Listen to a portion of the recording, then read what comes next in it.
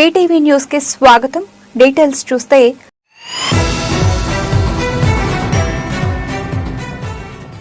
శ్రీదేవి శరన్నవరాత్రి మహోత్సవాలలో భాగంగా కోనసీమ జిల్లా అమలాపురంలో ఈదరపల్లి వంతెన వద్ద వేంచేసి ఉన్న శ్రీ దుర్గా భవానీ అమ్మవారి ఆలయంలో అమ్మవారు రెండవ రోజున శ్రీ గాయత్రీదేవిగా దర్శనమిస్తున్నారు.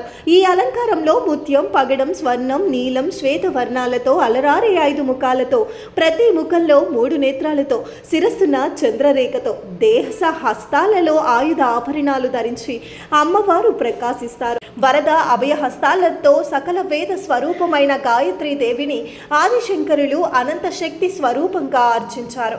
ప్రాతకాలంలో గాయత్రిగాను, మధ్యాహ్న కాలంలో సావిత్రిగాను, సాయం సంధ్యలో సరస్వతిగాను ఆమె భక్తుల ద్వారా పూజలు అందుకుంటుంది. సమస్త దేవతా మంత్రాలకు గాయత్రి మంత్రంతో అనుబంధం ఉంది. వివిధ దేవతల మూల మంత్రాలతో గాయత్రిని చేర్చి రుద్ర గాయత్రి, లక్ష్మీ గాయత్రి, విష్ణు గాయత్రి అని గాయత్రి మంత్రాన్ని కలిపి చెబుతారు. ఆమెను సర్వదేవతా స్వరూపిణిగా భావిస్తారు. గాయత్రి మంత్రంతో సంప్రోక్షణ చేసిన తర్వాతే దేవతలకు నివేదన చేస్తారు.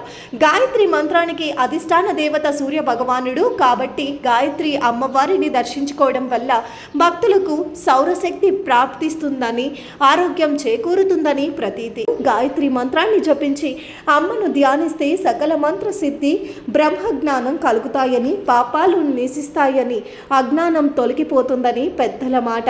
అలాంటి మహిమాన్విత రూపంలో దర్శనమిస్తున్న ఈదరపల్లి శ్రీ దుర్గా భవానీ అమ్మవారిని మనం కూడా ఒక్కసారి దర్శించి తరిద్దాం రండి.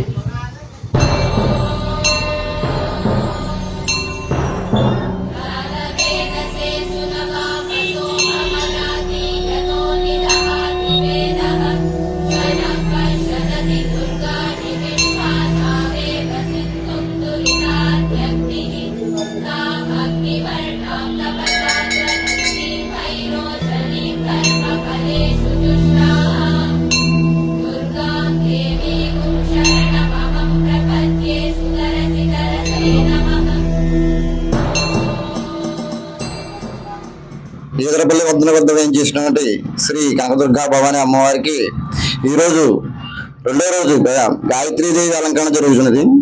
గాయత్రీదేవి యొక్క 5 ముఖాలతో వేచి ఉన్నటువంటి శ్రీ గాయత్రీదేవి అమ్మవారు ఈ యొక్క ఫలప్రదమైనది.